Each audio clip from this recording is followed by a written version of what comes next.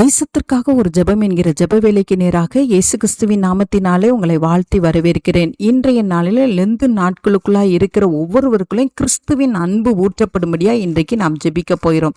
கொலோசியர் 3வது அதிகாரம் 14வது வசனத்திலே சொல்லப்பட்டிருக்கிறது, இவை எல்லாவற்றுக்கும் மேலாக பூரண சற்குணத்தின் கட்டாகிய அன்பை தரித்து கொள்ளுங்கள் என்று சொல்லி எழுதப்பட்டிருக்கிறது. ஆம், இன்றைக்கு நாம் ஒவ்வொருவரும் அன்பை தரித்து கொண்டவர்களாய் இருக்கும்படியா இன்றைக்கு நாம் பாரத்தோடு நாம் ஜெபிப்போம். கிறிஸ்துவின் அன்பு நமக்குள்ளே ஊற்றப்படும் பொழுது அந்த கல்வாரின் அன்பினாலே மற்றவரிடத்தில் அன்பு செலுத்துவது மிகவும் எளிதான காரியம்.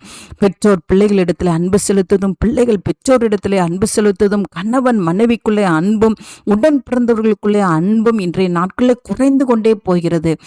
இவைகள் எல்லாம் மாற்றப்பட வேண்டுமென்றால் ஒவ்வொருவரும் கிறிஸ்துவின் அன்பினால் நிரப்பப்பட வேண்டும். ஒவ்வொருவரும் கிறிஸ்துவின் அன்பை வாஞ்சிக்க வேண்டும். கிறிஸ்துவின் அன்பு ஊற்றப்படும்படியாய் காத்திருக்க வேண்டும். அவைகளை நாம் தரித்து கொள்ளும் பொழுது மற்றவர்களிடத்தில் அன்பு செலுத்துவது மிகவும் லேசான காரியம்.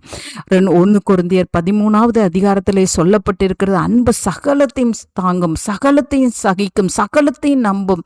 அன்பு ஒரு காலம் ஒளிந்து போகாது. எல்லாம் ஒளிந்து போகும், தீர்க்க தரிசனம் ஒளிந்து போகும், எல்லாம் ஒளிந்து போகும். ஆனாலும் அன்பு ஒரு நாளும் ஒளிந்து போகாது. விசுவாசம், நம்பிக்கை, அன்பு, இந்த 3 இருக்கும் பொழுது அன்புதான் மேலானது என்று சொல்லி நாம் 1 கொரிந்தியர் 13வது அதிகாரத்திலே வாசிக்கிறோம். இன்றைக்கு நாம் பாரத்தோடு நாம் ஜெபிப்போம். ஒவ்வொரு கிறிஸ்தவ குடும்பங்களுக்குள்ளையும் கல்வாரி அன்பு ஊற்றப்படும்படியாய், ஒவ்வொருவரும் கிறிஸ்துவின் அன்பை பெற்றவர்களாய், மற்றவர்களுக்கு அன்பு செலுத்துகிறவர்களாய் காணப்படும்படியாய் இன்றைக்கு நாம் பாரத்தோடு ஜெபிப்போம். அப்பொழுது பிரிந்த குடும்பங்கள் இணைக்கப்படும்.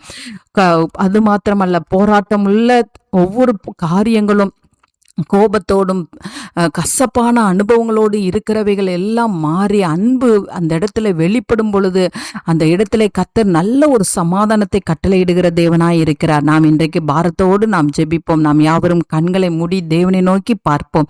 எங்களை நேசிக்கிறதான நல்ல தகப்பனே, இந்த நாளுக்காக ஸ்தோத்திரம் ஆண்டவரே. ஆண்டவரே, எங்கள் தேசத்தில் இருக்கிற ஒவ்வொரு கிறிஸ்தவர்களுக்காக பாரத்தோடு ஜெபிக்கிறோம் ஆண்டவரே. அன்பினால் நிரப்புங்க ஆண்டவரே. ஒவ்வொருவரும் அன்பை தரித்து கொள்ளட்டும், கிறிஸ்துவின் அன்பை தரித்து கொள்ளட்டும். கல்வாரின் அன்பினாலே ஒவ்வொருவரும் நிரப்பப்படட்டும்.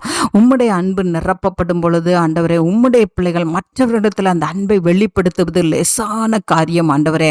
இன்றைக்கு அந்த கிருபையை ஒவ்வொருவரும் பெற்றுக்கொள்ளட்டும் ஆண்டவரே. அன்பு எல்லாவற்றையும் சகிக்கும், எல்லாவற்றையும் தாங்கிக் கொள்ளும் ஆண்டவரே.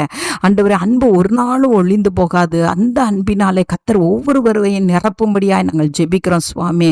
அன்பை இன்றைக்கு தரித்து கொண்டவர்களாய், தேவனுக்கென்று சாட்சியுள்ளவர்களாய் இருக்க உதவி செய்யுங்க. இயேசுவின் மூலம் ஜெபிக்கிறேன் நல்ல பிதாவே. ஆமேன், ஆமேன்.